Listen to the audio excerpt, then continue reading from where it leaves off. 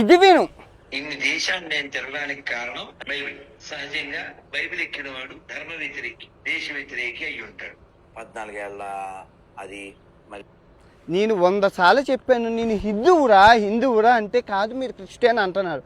14 ఏళ్ళ అమ్మాయి మా చెల్లిరా అంటే లేదు నువ్వు ఎక్కడ ఎప్పుడు ఎవరు వీడు ఒక బోకుగాడు, వీడి పేరు రాధా మనోహర్ దాస్. పొద్దున్న లెగిస్తే మత విద్వేషాలు రెచ్చగొడతారు. వీడికి ఒక వేదం రాదు, ఒక మంత్రం రాదు, ఒక తంత్రం రాదు, మహాభారతం రాదు, జనగణమన రాదు, భగవద్గీత రాదు, ఏమీ రాదు. లేస్తే యేసు ప్రభువుని తిట్టాలి, ముస్లిమ్స్ని తిట్టాలి, సాయిబాబాని తిట్టాలి, తిట్టి పాపం కలుపుకున్నాడు. వెదవన్నారు మత విద్వేషాలు రెచ్చగొట్టే గ్యాంగులో ఎవడైనా ర్యాంక్ వస్తే వీడికి నెంబర్ 1 ఉంటుంది. సో వీడి బాధ ఏంటంటే కొట్టుకు సావాలి. వీడికి ఏం లేదు, బోకుల్లా తిరిగేవాడు. ఈ పనికిరాని టీవీ ఛానల్ అన్నీ పిలిచి గురువు గారు, అసలు మీకు ఒక ఫ్యాక్ట్ చెప్పిన, ఇది పంతులు కాదు బ్రాహ్మణు కాదు, వెదవ తాగుడు తిరుగుడు, రోడ్డు మీద తిరుగుడుతోనే అలా బతికేస్తున్నాడు.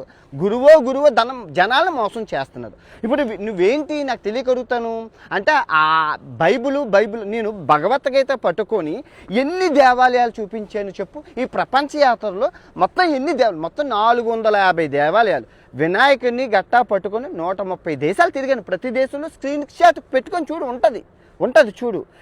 మహాభారతం చెప్పాను, మహాభారతం 60 రోజులు ఉపవాసంతో చెప్పాను, నీకు తెలియదు. ఇంకా రామాయణం చెప్తున్నాను. ఇండియాలో ఉన్న పుణ్యక్షేత్రాలు అన్నీ తిరిగాను, అన్ని దేవస్థానాలు తిరిగేశాను. నన్ను క్రిస్టియన్ ఎందుకు మతం మార్చాలనుకుంటున్నారు నాకు తెలియకడుగుతున్నాను. మతం ఇప్పుడు ఆస్ట్రేలియా వెళ్ళాను, ఇది 40,000 రూపాయల బ్యాగు. ఈ బ్యాగులో ఈ బైబిల్ పెట్టారు వాళ్ళు, నాకు తెలియదు. నేను రూమ్కి వెళ్ళి చూశాక బ్యాగ్ వాడుకుంటే బైబిల్ ఉంది. ఇప్పుడు ఇది పారేయాలా నేను చెప్పు? పవిత్ర అదే హిందూ మతం అన్ని మతాలని గౌరవించమని చెప్పింది. ఇప్పుడు ఈ ఖురాను ఇచ్చారు ఈ ముస్లిం దేశంలో ఒక పెద్ద ఆయన కలిసి పారేయాలా ఇప్పుడు?